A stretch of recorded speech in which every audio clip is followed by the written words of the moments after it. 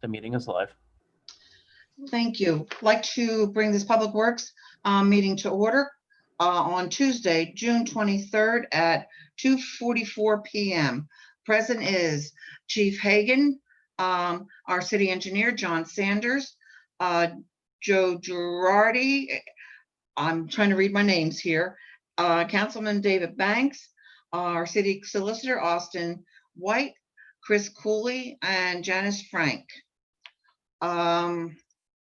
First thing that I would like to, I'm rearranging the agenda here, and the first thing I'd like to talk about is with the chief. Chief, multiple complaints about fireworks.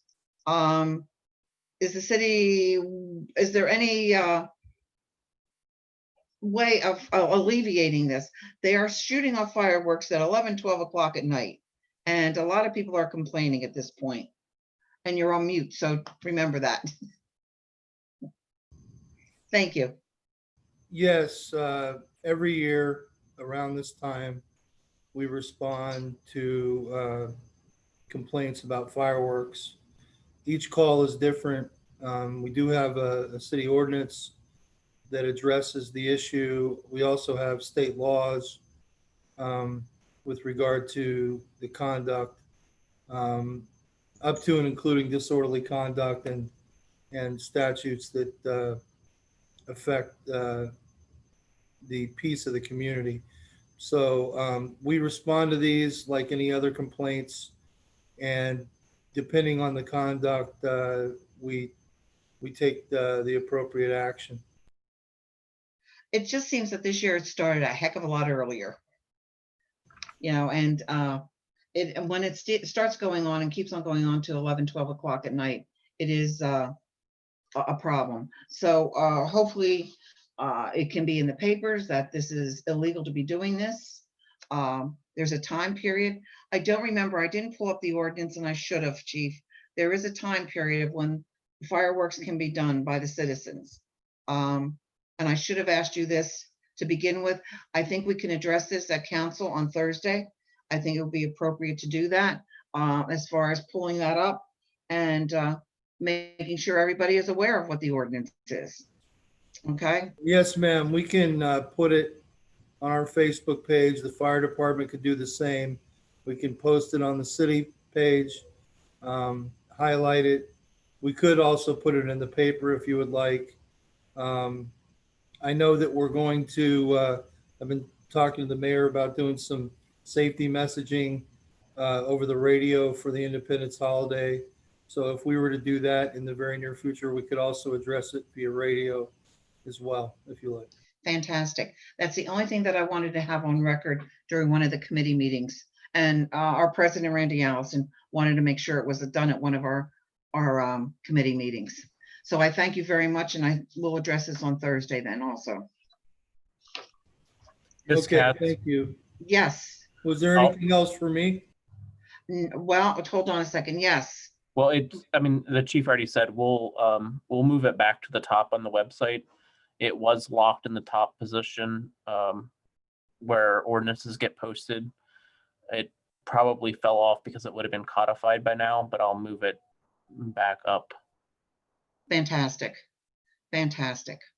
That's all I needed from you, Chief, and I thank you very much. Okay, next thing on the agenda, again, we're moving around. We're going to have the discussion on the tree ordinance. Joe Girardi.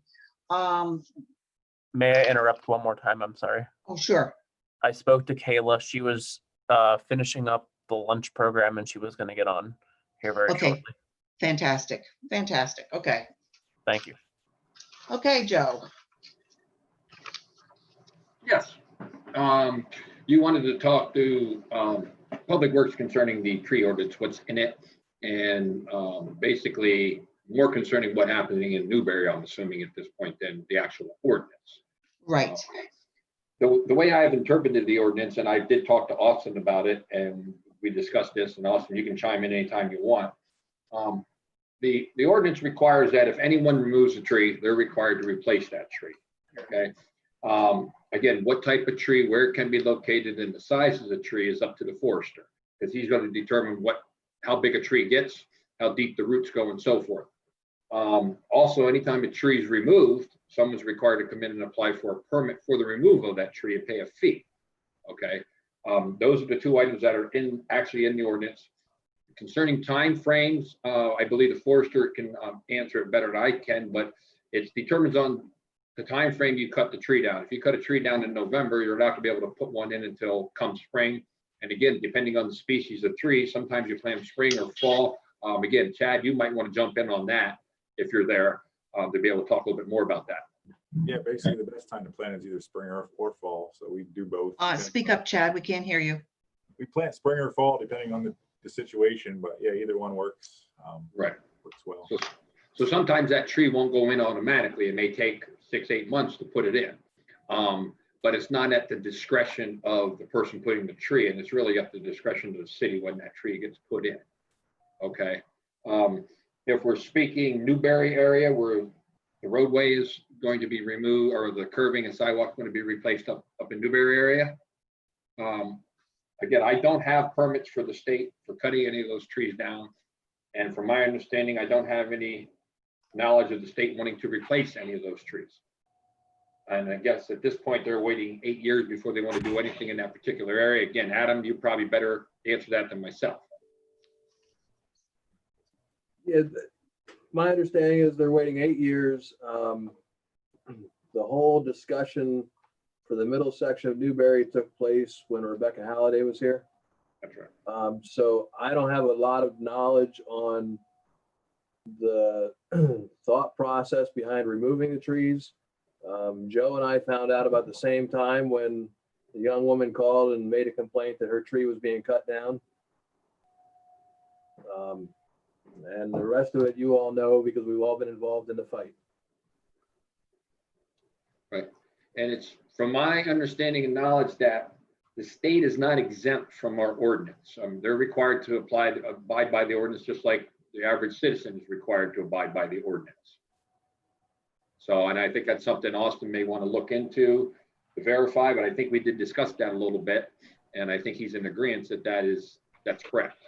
And Austin, if you want to just say anything, that's fine. If not, I understand. But I believe that they would also be required to replace those trees, just like I would be required to place my tree in front of my house if I cut it down. Yeah, so, I mean, there's a couple different things going on. I agree, generally speaking, that the state would be required to comply with the ordinance. The question then becomes, and this is something that we need to review internally in the solicitor's office and with council and your department, Mr. Girardi, whether or not there's a state law that preempts that or conflicts with it, and where we wind up once we put those two things together. I think there's a local law issue, there's a state law issue. There's also a constitutional issue for the people who may have been affected, because there's a provision under the state constitution from 1971 relative to the people to have access to natural resources and trees and things of that nature. So there's quite a few things going on. There's been litigation and similar cases around the state. But in terms of the city's position, it's something that I would recommend that we flush out under the protection of the current attorney-client privilege. Maybe we can have an executive session on that sometime and have a strategy in terms of where we want to go. And certainly, I think that the input from the public and how this has affected them is a critical component of our analysis. But yeah, it's just something we have to look at a little bit further. What we didn't, one of the pushbacks that we had with PennDOT was also the width of the sidewalks and how we wanted to address that. They wanted to do all, was it 3 foot or 5 foot? 5 foot is what they want to do all the way down through. And we wanted to do 3 foot, and every 200 feet do a 5 foot. Right. The ordinance, but they were giving us a pushback on that because of the expense. Right. Well, their pushback, Bonnie, was on that, if I can interrupt, was the fact that they're saying our ordinance basically says 5 feet, but it doesn't say 5 feet. It says it must meet and match existing conditions. And that's for if I'm in the middle of a road or middle of a property area, and I have a sidewalk I'm removing, and I have a 5-foot sidewalk on the one end and a 5-foot sidewalk on the other end, you're required to put a 5-foot walk in. Now, the state's taken sidewalks out from curb to curb, so I have no existing conditions. So I feel that they should put in what we're going to recommend to them, which would be a 3-foot and then a 200-foot area with a 5x5 turning area, which gives Adam and Chad more room to plant a tree in that area because it gives you 2 more feet. And that's, like I said, it doesn't conflict with the ordinance. And that's why I'm saying it's kind of strange that one part coming out of the mouth is saying we have to apply by the ordinance with the sidewalk, but then the other part saying we don't have to apply by the tree ordinance. So either you apply with all the ordinances or none of the ordinances. So you can't pick and choose the ordinance you want to use. But as far as the sidewalk goes, as long as they're going from curb to curb, there's not a 5-foot requirement.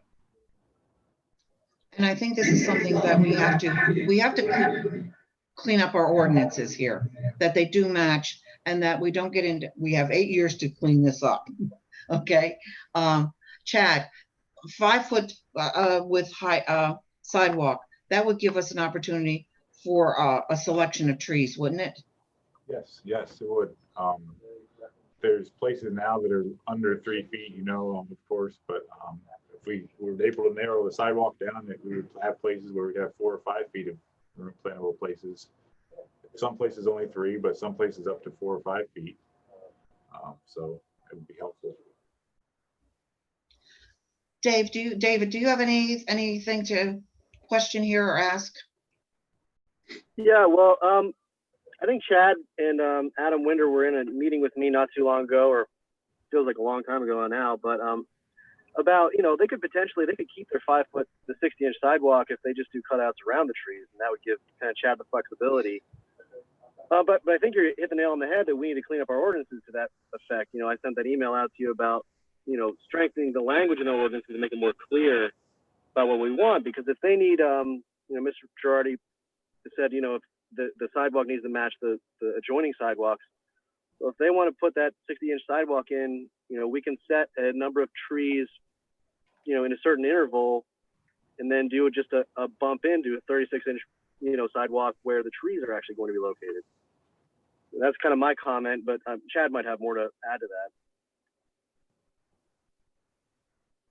Yeah, I agree with that. I mean, there would definitely be places to plant if it was just a bump out. I mean, of course, the more room that you could make would be better for the tree. But yeah, a bump out would definitely be helpful. Let me ask you this, Chad. Say we were able to start getting the trees planted, because we did have a nursery that did want to donate the trees. Right. Say we planted trees, would they die when the road is being repaired? It wouldn't be good for them because it would be so close to the curb and the sidewalk to do the work. It would be really tough to keep them alive, I would think. I mean, I'm not saying it couldn't happen, but it would be very difficult to stay off the root zone and not cut any roots. Well, I think the biggest problem is we have from the Newberryites that they're looking at a desolate street for the next 8 years. Right. And, I think we're all trying to come up with something that could be done that it doesn't look like a war zone. And from what I'm also hearing from the people in Newberry, the traffic is getting horrendous. It's like, a speedway at this point. So I don't know what to do. I don't know where to go with this at this point. I really don't. Because it is a catch-22. Because what you're saying is most likely, if we got somebody to plant the trees now, even, they're going to die when they start doing the highway. Yeah, it'd be very, very difficult to save them, to keep the roots from being cut and the root zone to be impacted. And yeah. Is it worth doing this for 8 years? There's also the part with having trees in Newberry with the MS4 product, what we have to do with MS4. There are no trees there at this point. And so maybe 8 years is worth it. But I think the first thing we have to do, Joe, is sit down and with Public Works and go over the ordinance and the tree planting, everything, and make everything cohesive. No, I concur with that. I think Chad needs to be involved with it also, and Adam, because Adam's the one actually going to administer the ordinance. So not that I want to get Adam involved in any more meetings, sir, but I mean, you're going to administer it, and Chad, you're the tree expert. You know, I don't mind writing and revising the ordinances. But again, I need your expertise in this, your guys. Well, let me set up a working meeting that we can go through this. All right, and get this done as soon as possible. Do it in the next couple of weeks, if that's okay with you guys. Mhm. Austin, what do you think? I think that's the best route to go right now, don't you? Yeah, and I think we do need to have an executive session on legal issues related to ordinance. I think that Gotcha. I think if we can set that up with Mr. Girardi and whoever's interested on a council level and administrative level, I think that could be very helpful because we could explore what our legal alternatives are. I did talk to Randy, and he is going to do an executive session after council this week. Okay, I'm here this week, so we can cover that in that executive session. okay, fantastic. And Joe, I'll let you know when we're ready to start with that, okay? Okay, can I ask just one Sure. question to Boston, just out of curiosity? I know in the building code, when they changed building codes from like 15 to 20, or from 2013 to 2016, somebody applies for a permit prior to the adoption of the new code, they're obligated only to go by the old code. Is this very similar with an ordinance? Even if we revise this ordinance, if PennDOT started this project prior to us revising this ordinance, do they have to follow the new ordinance, or are they going under the old ordinance? They would be, for anybody who's taken action relying on the existing ordinance, they would be subject to that existing ordinance. Okay. So they wouldn't be covered by a new one. There's a nuance to that. Some things can be retroactive, but it's like this, I would expect that they'd be subject to the previous. To what's in the books presently right now. Yep. Okay, that's what I thought. I just wanted to make sure of that, sir. Thank you. Now, Austin, to that, if they did not apply for the permit prior to doing this work to take down the trees, they do need a permit, correct, Joe? That's correct. They should still be applying for the permit. Yeah. So if they took the trees down without applying for the permit, and then the ordinance were to change, would they still retroactively go by the previous ordinance? They still didn't apply for the permit at the time that ordinance was in effect. How would that work, Austin? Yeah, I mean, that gets more to what is the relief for the city for the lack of a permit. So, but we would be looking at the ordinances as they were in effect when they didn't apply for a permit relative to what the relief available is. So, whatever the process that they should have followed is the process that was in play at the time that they should have followed. Okay. There's one other thing I wanted to bring up, and so then we can, move on, Bonnie. Part of this is property values for the individual homeowners. So if somebody, if there's going to be an 8-year period here, if somebody subsequently sells their home, they could have a decreased, curb value to that home in the meantime. So, I mean, I think moving on this is vital for the residents, not just the character of the neighborhood, but for the individual homeowners. Mr. Banks, I'll just following that up in terms of loss to an individual homeowner as an effect of what PennDOT did. If that has occurred, that to me is more of a issue between the homeowner and PennDOT in terms of making an eminent domain type of claim and saying, look, you devalued my property from something you did, if that's what the claim is.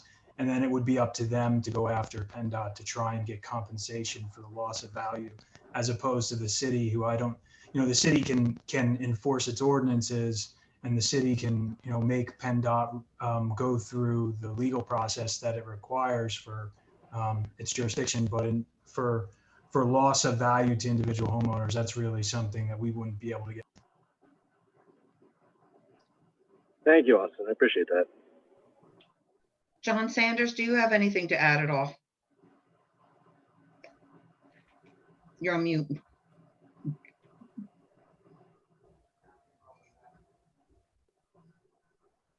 was trying to research where the 8 foot came from. Does anyone know where or not 8 foot, the 8 year came from? The From eight, PennDOT, when they I know, said, but why?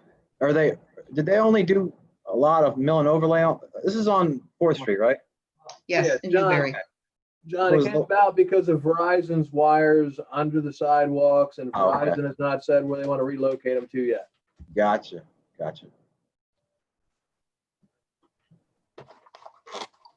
Well, No, okay, then the next thing that we're gonna do is we're gonna sit down in the next week or two, cleaning up the ordinances, and then we'll go from there, which will then be sent on to Austin, and then we'll bring it to council, and we'll have a clean ordinance then.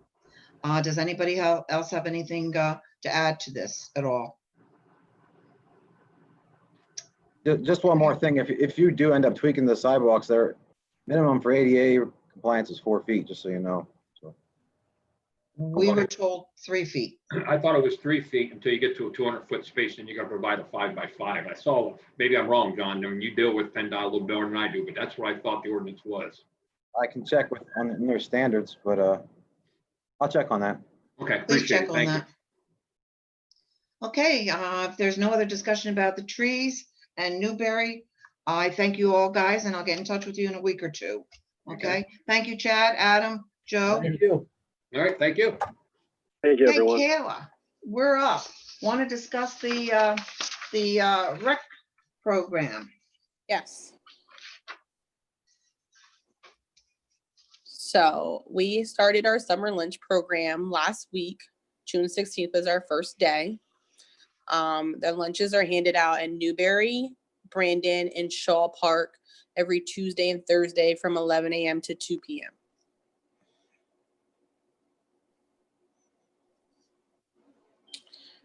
We partner with the Food Bank of Central Pennsylvania. The lunches are provided to us already prepackaged with a milk as well. And we have been advertising on the Recreation Facebook page, my personal Facebook page. We've had flyers distributed around town and the local housing apartment complexes, and word of mouth. We're trying to get it out there as best as possible. How did it do today? Brandon Park, we ran out of lunches.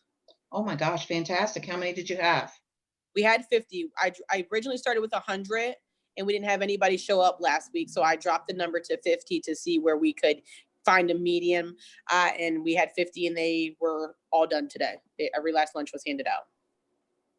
Fantastic.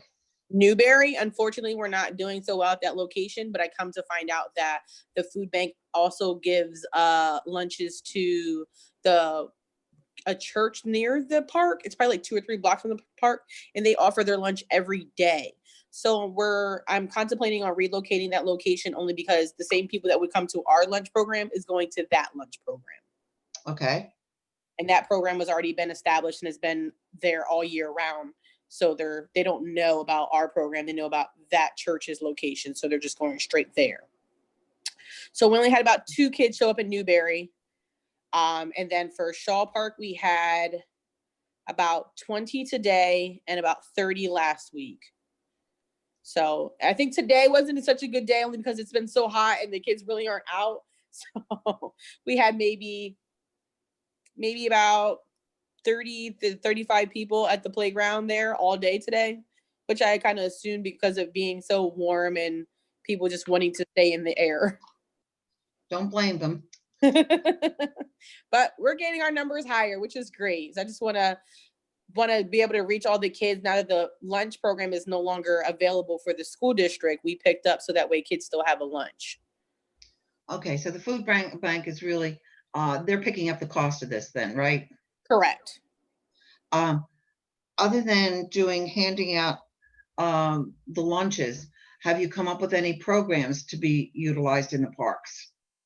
There's a couple programs that actually reached out to me and wanted to join. One of them actually is doing like books. They're giving out books to kids. So like there's a person that'll come to each park, and if they want to sit, like the kids will sit, they'll read to them or help them read, and also send them home with a book. Fantastic. Who's doing that? We're reaching, I forget who, emailed me last week. So I'm trying to partner with a couple of different places that will give the kids something to do other than sitting in the house, and gets them to come outside just a little bit longer. I think this is her name. This is Carrie. North Central PA. So she is doing books. Well, that's a news agency. Yeah, somewhere through them. That's who I got the email from. Yeah, that's who I got the email from. So somebody reached out to them, and then they sent me the email that's saying that the program, a book program, wanted to join forces with us. So That didn't start yet? that did not start yet. I'm waiting for that individual to actually personally reach out to me because I don't have any contact information for them. Okay. So And, I did do a news article, a news interview last Friday for Eyewitness News that aired Friday, and then this morning Newswatch 16 came out to do an interview as well. Okay. Other than the books, other programs that you're coming up with?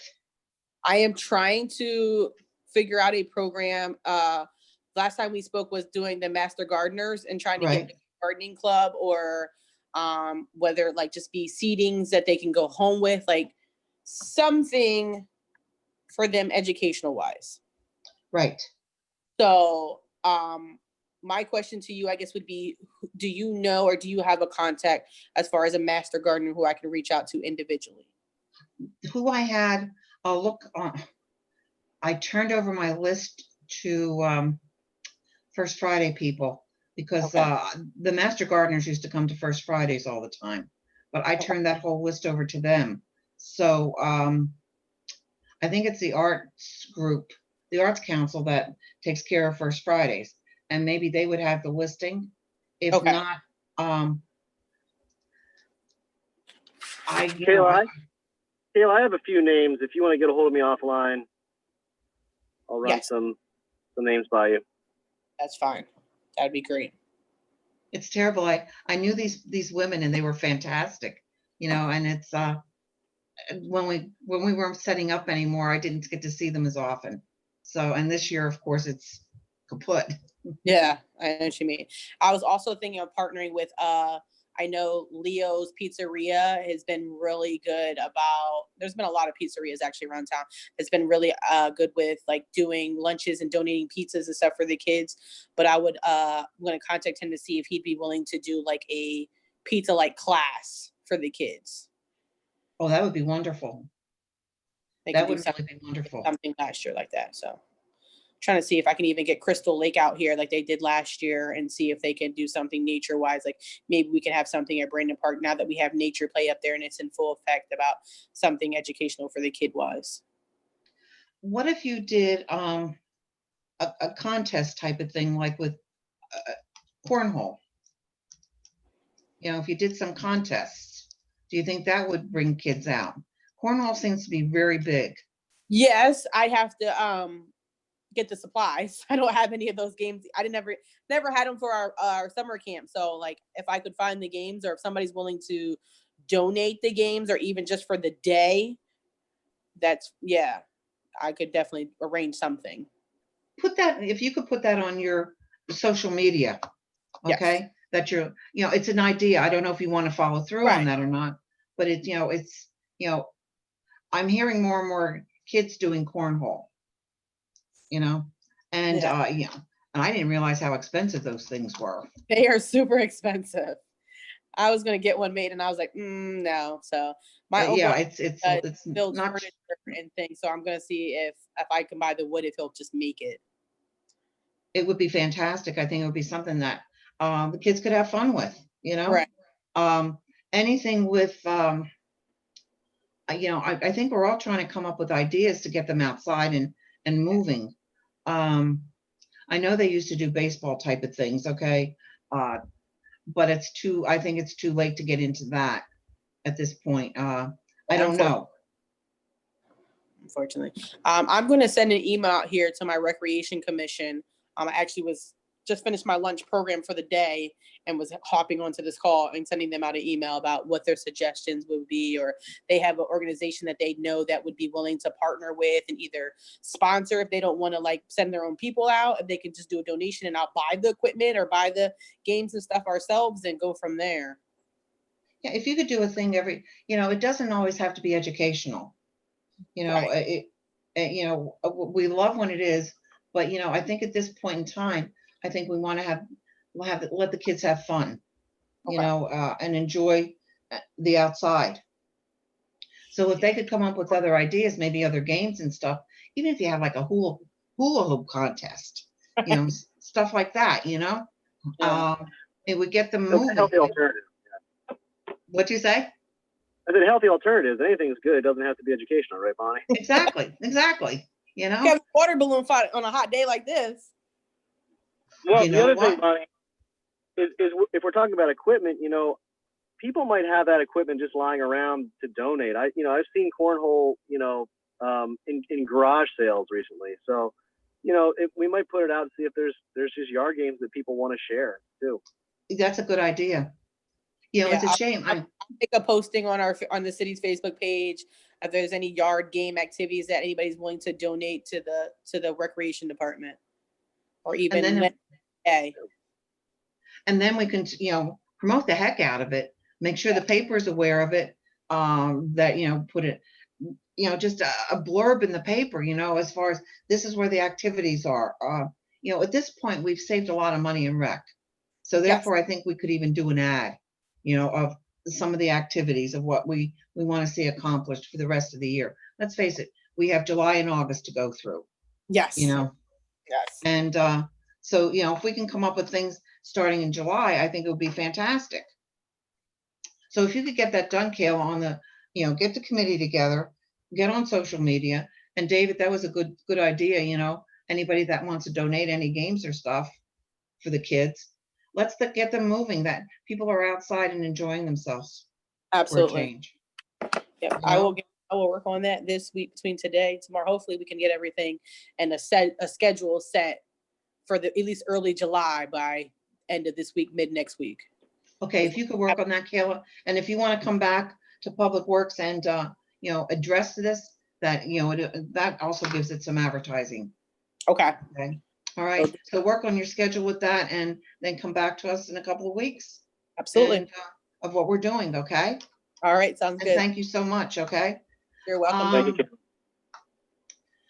Dave, do you have anything? I saw your email about the Audubon town.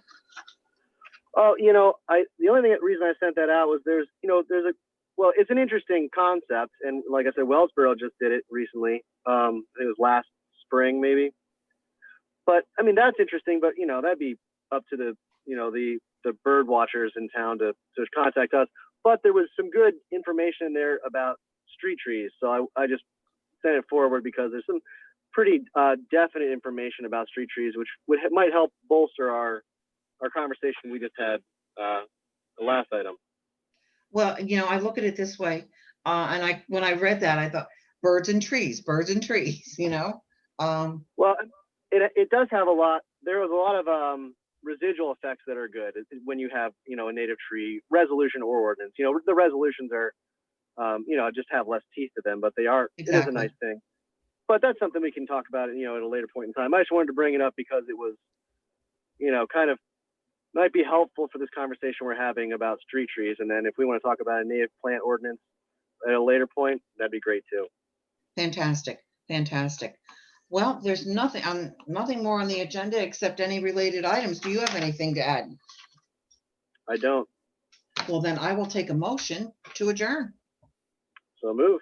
Second, all those in favor? Aye. Thank you very much, David. We'll talk to you later. See ya. Thanks, Bonnie. Bye, everyone.